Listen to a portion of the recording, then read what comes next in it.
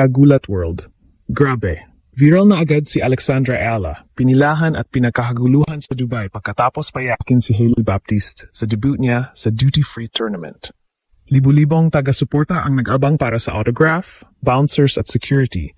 Hirap na hirap kontrolin ng dami kaya naglagay pa ng mga harang para maprotektahan siya. Ito na ang normal na eksena sa bawat laro niya. Mula Abu Dhabi hanggang Doha, puro ganito ang nangyayari. Ang totoong kwento? Career versus bansa tension pa rin.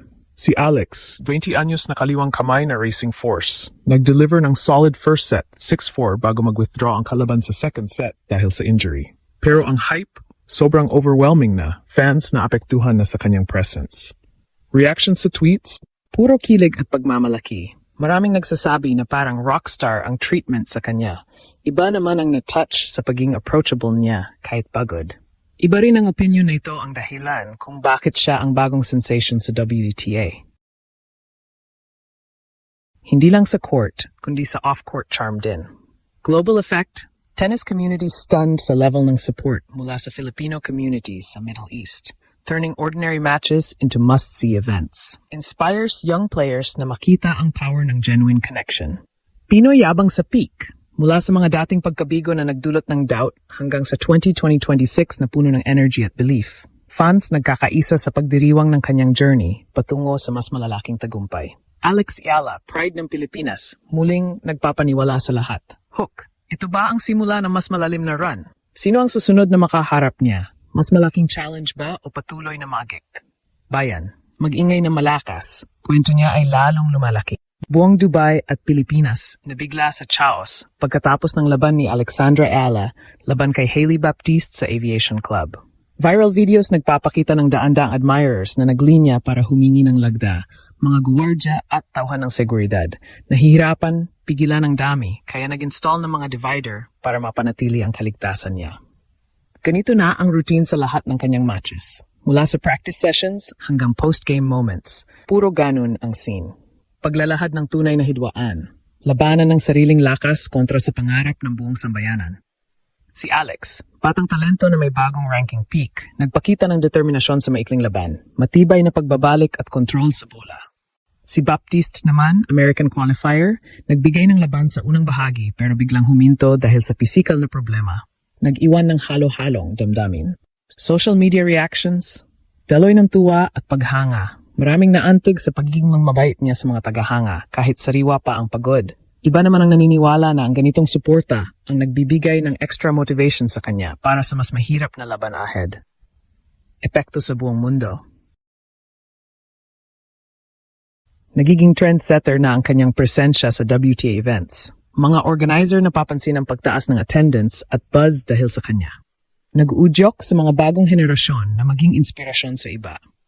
Yabang ng lahi sa Rurok. Sa gitna ng mga nakaraang pagkabigo na nagpaduda sa marami, patungo sa kasalukuyang yugto na puno ng sigla. Taga-suporta nagkakaisa sa pagdiriwang na nagiging daan patungo sa legacy sa mga major tournaments. Pangungulit. Makaapekto ba ang ganitong ingay sa kanyang performance? Mas malalim na pagtingin sa eksena. Si Alex ay lumabas sa korte na may ngiti, direktang lumapit sa mga tagahanga para makipag-interact pagkatapos ng maikling laban. Nagbigay ng oras kahit sariwa pa ang pawis. Nagpakita ng tunay na koneksyon na bihira sa mga pro athletes. Ang mga clips na kumakalat, nagpapakita ng mga guwardya na nahihirapan sa dami ng tao. Kaya nagdagdag pa ng mga physical barriers para maiwasan ang sobrang siksikan. Ito na ang karaniwan sa kanyang mga laro. Mula sa warm-up hanggang exit, puro ganito ang nangyayari sa bawat stop niya sa tour. Puso ng damdamin. Mula sa mga nakaraang pagkatalo na nag-iwan ng mga tanong, umuunlad patungo sa bagong yugto na puno ng positibong enerhiya. Taga-suporta nararamdaman ang pagtaas ng pagmamalaki na may saya na mamahala sa anumang hamon sa daan. Digital feedback? Kagalakan na umaabot sa pagkilala sa kanyang kakayahang magdala ng maraming tao sa mga venue na nagpapalakas ng kumpiyansa para sa susunod na rounds. Gulo sa buong planeta? Mga tagamasid sa circuit napapansin ang kanyang epekto sa attendance at global appeal. Nagiging simbolo ng bagong wave sa sport na dating limitado sa ilan. Ningning ng Pilipino, sama-samang pagtaas mula sa mga anino ng doubt patungo sa liwanag ng belief, hinahabi ang mga kwento ng pagpupursige sa mga hibla ng tagumpay. Pangungulit. Hayop pa ang susunod na kalaban sa bracket o magpapatuloy ang ganitong alindog? Bayan, palakasin ang mga sigaw. Saga niya ay lalong lumalaki. Grabe talaga ang phenomenon ni Alexandra Ila sa tennis world ngayon. Sa edad na 20, career high ranking na number 40 at bagong history bilang pinakamataas na Filipina ever, siya na ang bagong mukha ng sport. Hindi lang sa Pinas, kundi globally. Bakit ganito kalaki ang hype? Deep dive tayo sa dahilan, based sa mga nangyayari sa Dubai, Doha, Abu Dhabi at buong Middle East swing. Una, cultural resonance. May almost 1 million Filipinos sa UAE alone at karamihan sa kanila ay OFWs na gutom sa representation. Si Alex ay hindi lang player, siya ang simbolo ng pride. Sa Dubai Duty Free Open, kahit round of 64 pa lang, jam-packed ang stadium. Mga tao nag-aabang sa airport, practice courts at post-match autograph session. Bouncers nahihirapan kontrolin ang crowd. Kailangan pa ng barriers. Ito na ang normal, parang rockstar treatment. Tournament director mismo ang nagsabi na may malaking Filipino community na nagdadala ng loyalty sa event, katulad nung Sanya Mirza era. Ang dating, hindi lang tennis, family reunion at national celebration. Pangalawa, personal charm. Si Alex ay humble, approachable, at genuine. Pagkatapos ng walkover win versus Hailey Baptiste, diretso siyang lumapit sa fans para mag-sign at mag-pose. Viral agad ang videos, puro ngiti, salamat, at patience kahit pagod.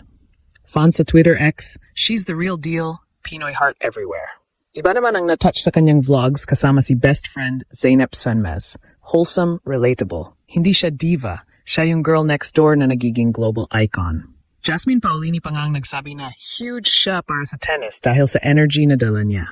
Pangatlo, performance plus underdog story. Mula sa low rank last year, biglang breakout sa Miami, upset versus Swiatek, Abu Dhabi run, at ngayon consistent sa WTA 1000. May haters na overhyped daw, pero ang stats, 200 plus career wins, improving serve at movement. Ang bashers, jealousy lang. Kasi kahit wala pang title, mas maraming tao ang pumupunta sa kanya kaysa sa ilang top seeds. Reactions online. She brings the crowd, others don't. Ito ang nagpapakita ng kanyang star power. Marketing gold para sa WTA. Cultural and economic impact.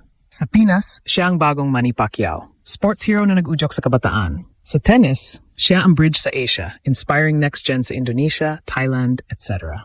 Organizers profit, tickets fly out, buzz everywhere. Pero may pressure din. Fame overload, travel fatigue, at need for deeper runs. Sa Dubai, kahit early win via injury, ang energy ng fans ay parang nanalo na siya ng title. Sa huli, si Alex Ayala ay hindi lang sikat, siya ang redefinition ng tennis star. Combination ng talent, heart, at cultural force na walang katulad. Mula sa Quezon City roots hanggang global stage, ang kanyang rise ay proof na sa panahon ng social media at diaspora, ang isang Pinay ay kayang maging face ng isang sport.